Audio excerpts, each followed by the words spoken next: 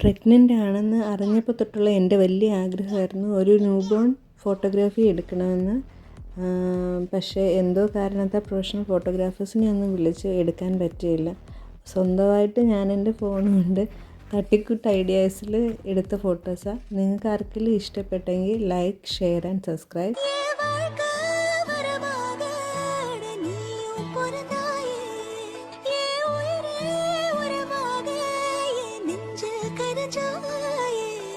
தூக்கத்தை மறந்து நீயும் பாசத்தை புழிஞ்சாயே, தினமும் முகம் பார்த்து பூக்கும் புது விடியலும் தந்தாயே.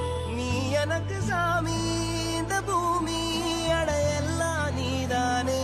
ஓ சிரிப்பு போதும் நீ கேட்டா என் உசிர தாரேனே.